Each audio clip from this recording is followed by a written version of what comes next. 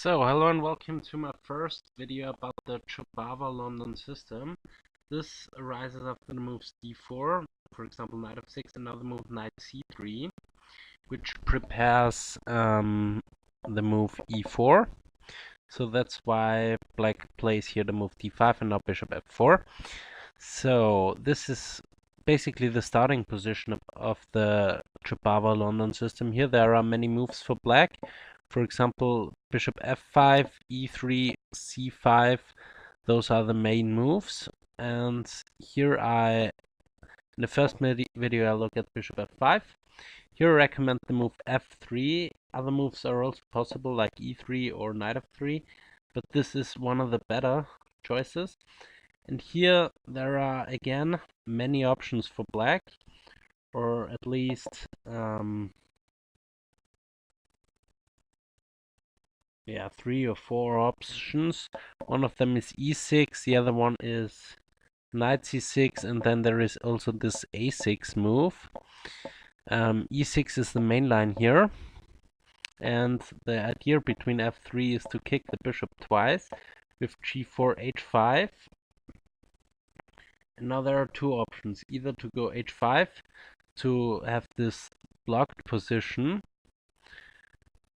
and allow white to go e4, when after bishop to b4 you can go takes and black should castle here, because other moves here, for example e takes d5, are not that great because of queen e2 check, and the king has to move because after queen e7 there is this bishop takes c7, winning back the pawn, winning a pawn basically.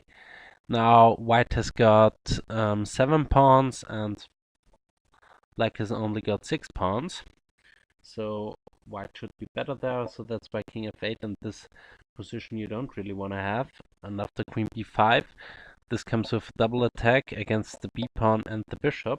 So bishop c3 should be played there, and after b takes c3, knight b6, and white should be better there. So that's why in that position here, after e takes d5, black should just castle, and now knight to e2. Also possible is d takes e6 here in that position, which is also a viable option, going for this kind of line here. Yeah, let's talk about this. D takes e6. This is very interesting. D takes e6. F takes e6 comes with an attack against the bishop, so the bishop has to move. The knight is still covering the f3 pawn, and now c5. Trying to open up the center as long as white's king is still there. And now c takes d4. Also possible is the move bishop takes bishop here. Then I would recommend queen takes, and white has absolutely no problems there.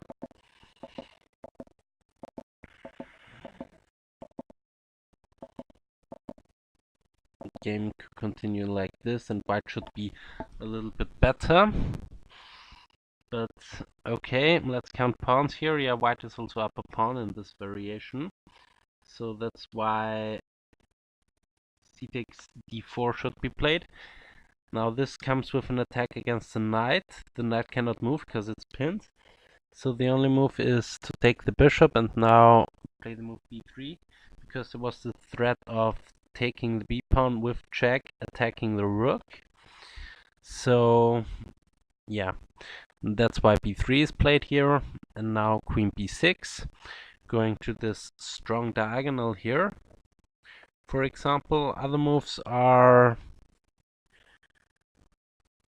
knight c6, just developing, and then f4, knight here, and queen takes here, threatening mate. So the only move is to take this, and yeah, this position should also be around equal, playable for both sides. Queen b6 is stronger though, because queen e2 should be played there, because if f4 here, this is also possible, going after this h5 pawn, but queen e3 forces basically a draw, because this comes also with an attack against the bishop.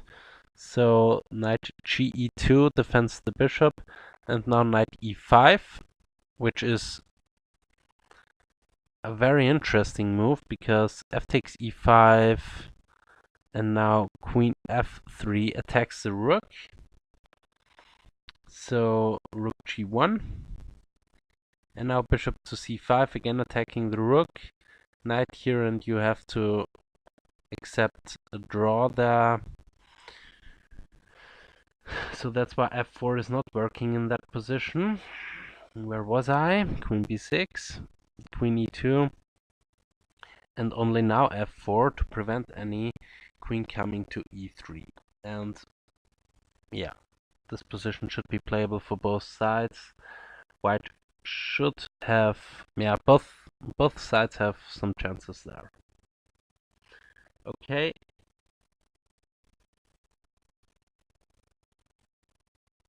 Where was I? Castles. Here. Castles.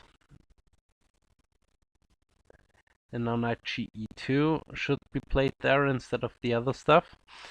Now e takes d5, a3, and this king is marching all the way to f2. I just show you the line. Then we will go through this in more detail. Yeah, this was the line here.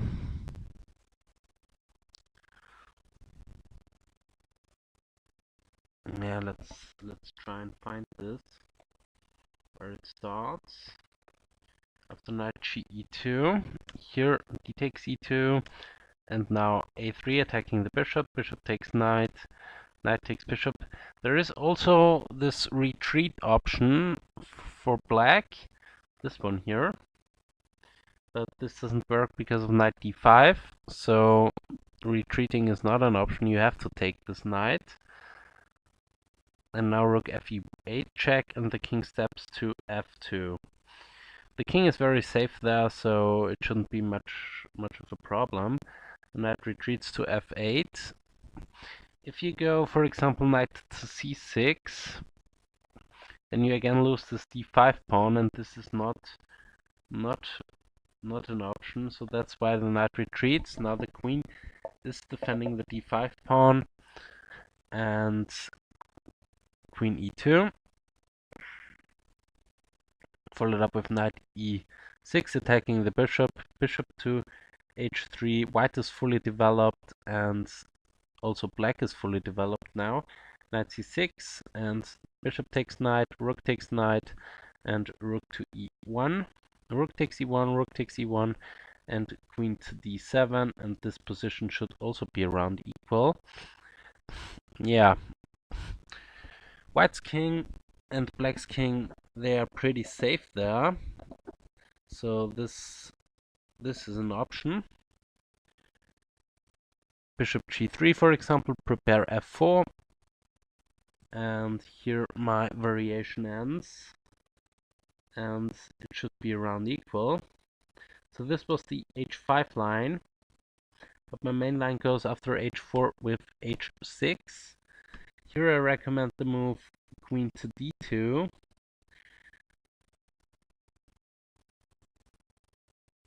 And after c5, for example, knight b5. This is one of the rules in this whole scenario. If black is going c5, then you should go knight to b5, but only if this knight is defended there or this diagonal is blockaded, because here knight a6, and white has a strategic advantage. White can castle queenside whenever he wants to, and also this rook is unable to move, because then this a7 pawn would hang. This knight is unable to move, because then there is a fork there, and this bishop can only go to e7. So, okay, here e3 should be played to give the bishop some options. Bishop e7, c3, castles, h5, and g5. And here there is this tactic of knight e4. If black doesn't see knight e4, then this is completely busted for black. If not for knight e4, yeah, well, you can also go c takes e4 and only then go knight e4, but yeah, you have to exchange here as much as possible. So here the line continues with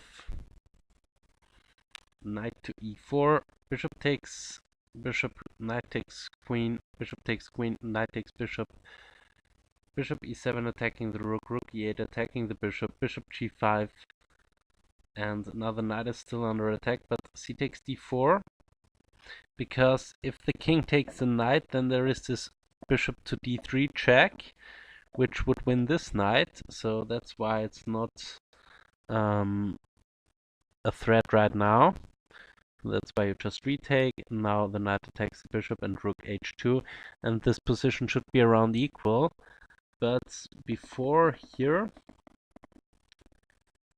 after yeah, this is very very, I like this position for white here. There are more options, and if black is not careful, black gets run over here on the king side, so that's why I wouldn't recommend the move c5 here. In that position, rather I would recommend the move a6, preventing the knight jumping to b5, and then after castles, only then go c5, and then e3 and knight to c6 will come up, and this position also should be around equal with chances for both sides. Okay, so far to the bishop f5 line here, and